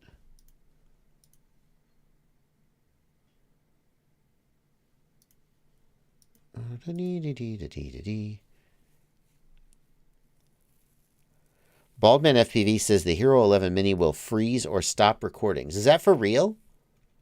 Is that like a general issue that everyone's having? All right. Like, how could anyone use it if it's really freezing and stopping recordings? Why does it do that? Does it overheat?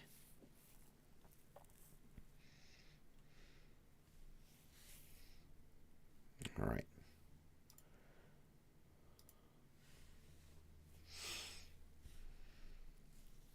I've heard some reports of it, Baldman, but I'm never really sure how widespread the reports are. On impact, oh, that's dumb. It's sad. Going back to the question about the best Rotor Riot frame. Skyliner's really solid. To me, the Moxie just looks like a slightly tweaked Skyliner. I think of them, the Vanny style is the one that, like, sort of is the most sort of modern design principles. I think of them, I like the Vanny style. I mean, I flew the Skyliner at Rampage, beat the shit out of it. It flies fine. There's nothing wrong with it. But I think if I had to pick one, I'd pick the Vanny style. It's a little bit lighter. Is it lighter? Is that true? Am I just picking it because of how it looks? 125 grams with hardware for the Vanny style. Skyliner Mark III. That's the analog version, not the HD version, though. That'll probably still hold a Vista, though. 144 grams. Yeah, the Vanny style is a little lighter. I would probably pick the Vanny style. For absolute beginner, maybe the tank.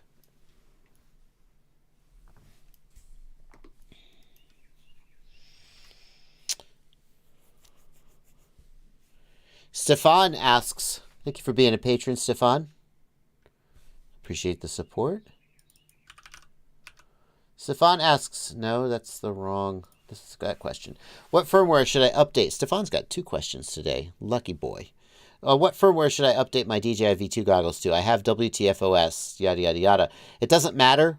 Once the goggle is rooted, you can update to whatever firmware you want. It's only the rooting that's affected.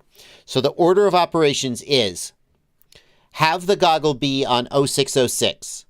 If the goggle is not on 0606, use butter to roll it back and get it onto 0606. Once the goggle is on firmware 0606, root it. I'm pretty sure you can also root 0608 if you happen to be on 0608 for the RunCam Wasp. Root the goggle. Next, update the firmware to the latest. Then install WTFOS, because updating the firmware removes WTFOS, but it doesn't remove the root. Madstech said to always update in potato mode. Is that true? I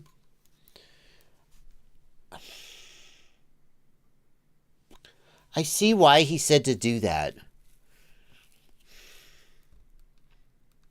That's, I think that if you update in FPV mode, in other words, the air unit mode, then it only updates the FPV partition. Whereas if you update in any of the other modes, Potato, Avata, or O3, it updates all of the partitions. So if you only ever fly the FPV system, then I think you can just update in FPV mode. It doesn't matter. But if you ever fly the Potato, the Avata, or the O3, then you should update in O3 mode, because you won't get the update if you update in FPV mode. The Potato is the original FPV drone. I don't know why people call it the Potato. I mean, I could guess. Thank you, Quadrophenia, for a $5 super chat. Appreciate you there, man. But I also saw your comment that things are tight for you right now, and I'm going to refund it because I don't know. Just hang on. I have to do this now before I forget. So sorry for taking up time on the stream. I saw your... How do I... Quadrophenia. How do I... I don't know how to refund your super chat. I can't figure out how to refund it. All right, I'll refund it later. No, you're good, man. I appreciate that, but no. You definitely should keep your £5, man. I'm gonna freaking donate to you if you're having trouble keeping the lights on. That's ridiculous. I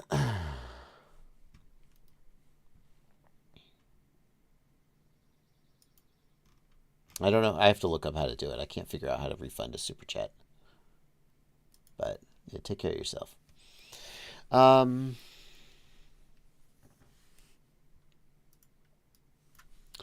Sheldor the Conqueror says my ELRS receiver and external TX won't connect anymore. Thank you for €2, Sheldor. This is one of those questions that's probably better handled via email. You're welcome to email me because it's going to require some back and forth. That they won't connect anymore suggests that they used to connect. And then the question would be, what happened between then and now? And is that relevant? Did you flash them? Has something, what's changed? So that's where I would start the troubleshoot.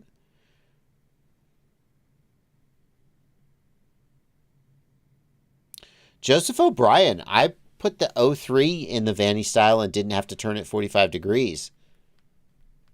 The Vanny style HD for the 03 camera has wider standoffs that may help. Sheldor says they just stopped connecting. I mean, the next thing I would do would be to check the LED on them to see what the status is. Are they powering up? Boda FPV, I do not know when spectator mode for Walk Snail will be coming. In fact, actually, that's a good point, Boda FPV. Hold on, Sheldor. I'm going to pause your question. I need to make a clip of this for the Livestream Shorts channel. So, Blunty, when you go to make Livestream clips, will you please make sure to clip this? This is going to be a little weird thing that probably wouldn't be made into a clip. Except, Walk Snail, please prioritize audience mode. It's freaking stupid. Stop trying to make your system look 5% better, 3% better, and get your ass to work on audience mode. That is not an optional, stupid little feature that no one cares about. Everyone wants audience mode. And we're all annoyed that you don't have it yet after this long. It's been a long time. How long has it been since Walk Snail first came out? Well, you don't need audience mode. You have HDMI out. No! Okay, first of all, hang on, Walk Snail. Thank you for HDMI out. I don't want to sound ungrateful. HDMI out is a big deal. It means a lot that you gave it to us. But that's not enough. When I'm flying with a buddy and he says, "Oh, watch me do this awesome trick," I don't want to go, "Okay, hold on. Hold still. I'm going to plug a USB cable into your goggles." That doesn't work. That doesn't work. I mean, it works in... If I was at the Portland fly site, the Portland site, what the frick is that guy's name? I forget his name. And he had a screen set up. So everybody, and they had a spare set of DJI goggles set up with an Axis flying box doing HDMI out onto the screen. And you could tune those goggles to anybody who was flying, and boom, they showed up on the screen. Nobody had to walk over there and plug a USB, an HDMI cable into their goggles. Anybody who was flying anywhere on the property, you could just turn the goggle on, tune into that channel, boom. I taught a class several months ago, and there were, 12 students. I don't remember, something like 12 students. One of the students had walk-snail goggles. And the people who hired me said, is that going to be okay? And I said, yeah, can you make sure we have a monitor so that we can plug him in? The very first flight this guy did, we plugged him into USB, we got the screen up, and I watched him fly. And then from then on, for the rest of the class, like as soon as he takes his goggles off and unplugs, doesn't work to have to constantly be plugging in and unplugging and plugging in and unplugging. We need audience mode. And I went to Orlando 2 weeks ago, and now I'm going to get Drew in trouble. And I was hanging out with Drew, and he was like, yeah, we keep telling Walksnail we need audience mode, and they just don't think it's important. And I was like, I got you. We need audience mode. I'm going to start roasting you if I don't hear that you're going to make this happen. Thank you. Okay, that's the end of the clip.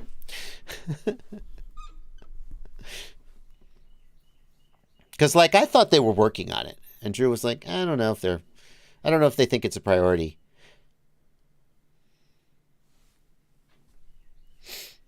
It's a priority. Okay.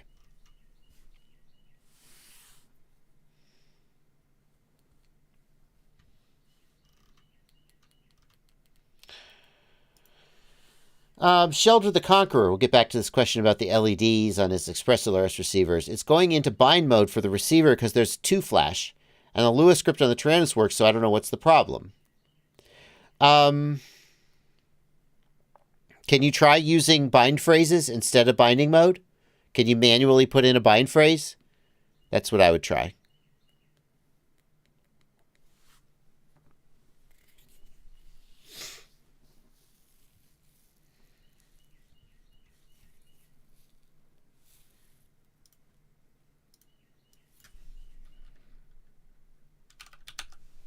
Holt Blackheath says, I wonder if running two capacitors could let me run battered motors for longer and still have a clean feed. My opinion on capacitors is that once you have enough, more doesn't really help.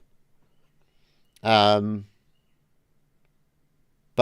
maybe 2 capacitors would be better than 1 because 1 isn't enough. So yeah, that's plausible.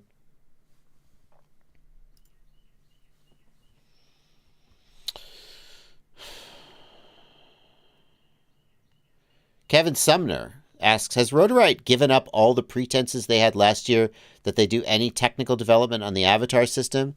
I mean, Kevin, I take a little bit of issue with that question. I don't think Rotorite ever said that they physically write the code. That would be ludicrous, and they didn't say it.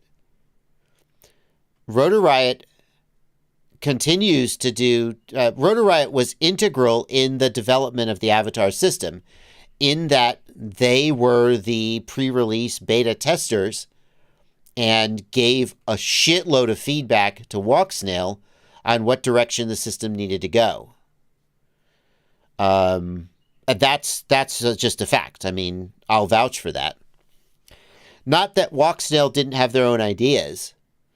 And I think now that the system is more mature, I think Walksnail I could imagine that Walksnail might be a little less receptive to Rotorite's input. I don't know. That's pure speculation. But when the system is, I've seen it happen before that when an entrepreneur has a brand new product and there's a subject matter expert at the very beginning before the product launches, they're like super, just tell us everything. And they get all the input from the subject matter expert and they try to listen to him. And then after the product is launched and it's a little more established, they're like, okay, we got this. So perhaps that has happened. But I don't think Rotor Riot was misleading that they were a key technical resource for the initial development of the system.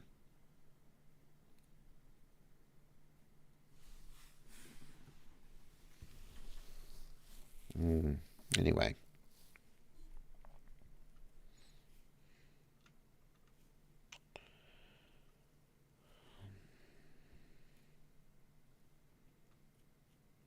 Sheldra the Conqueror, you don't need to press bind in the Lua script. Just add the bind phrases and save the bind phrases. Jeremy Sarge, Rotor Riot and Fat Shark are still owned by the same corporate entity.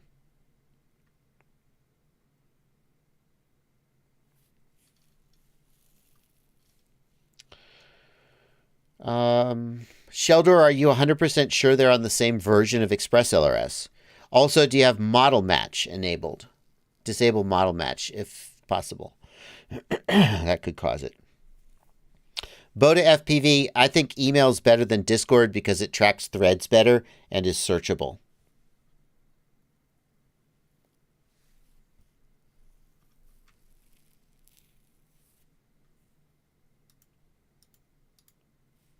Okay.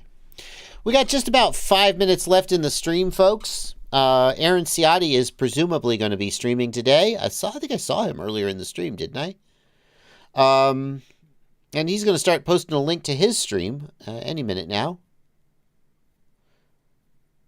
Shelder tried disabling model match. If you have model match enabled and it's preventing binding, you'll get a triple flash on the receiver. That would tell you need to disable model match or fix it so it works, but it's a bit of a hassle to get working. There we go. How does no sleep affect your flying? Oh, no. Ciotti, are you having trouble sleeping? I'm really sorry to hear that, man.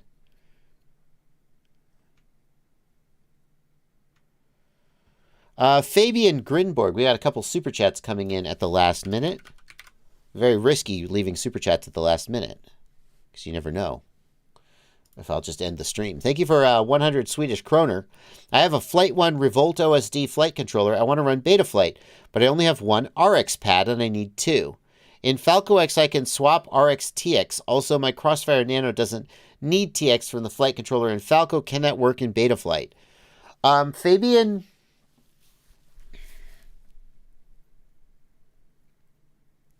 Falco X puts the receiver on the TX pad.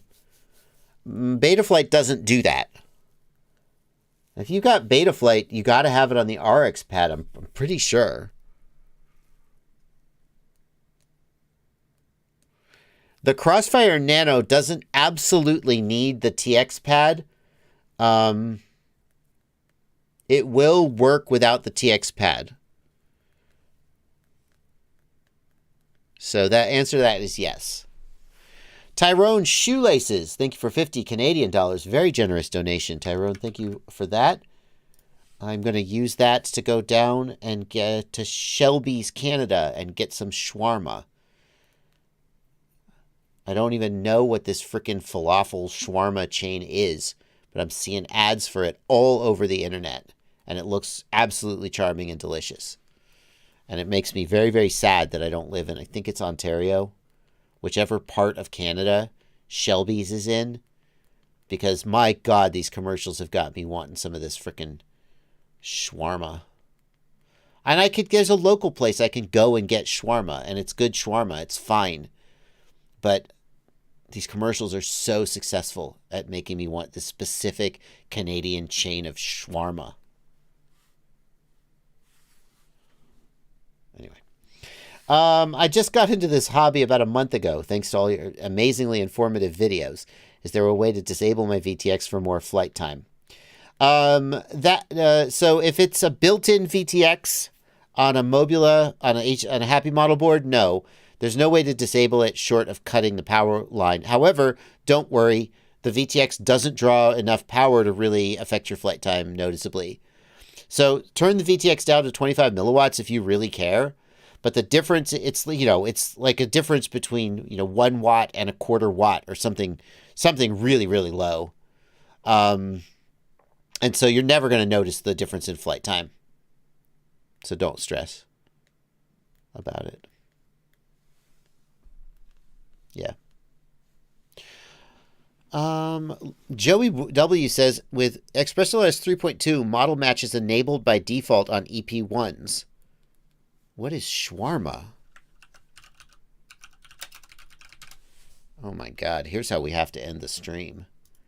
By looking at it. Look at this, okay? Look at this. Ow, bring it back. Oh! Shawarma biryani? Are you kidding me? Shawarma quesadilla? Oh, God, shawarma poutine. Go back to that picture. Stop scrolling the picture. I want to see it again. Can I see pictures on the menu? Oh, shawarma burrito. Shawarma biryani. Shawarma is, it's made with, it's similar to Euro meat in that it's cooked on a rotisserie and cut off. Shawarma wrap, chicken wrap. Oh, man. Look at this. Freshly baked bread.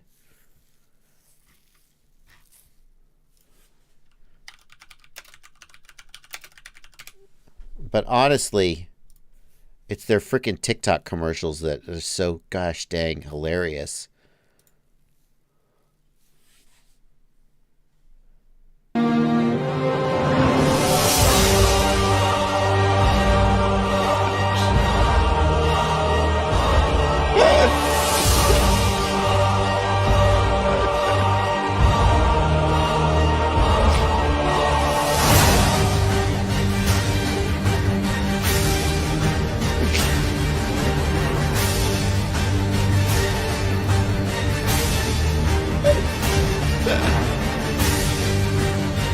I'm gonna get copy struck for this music.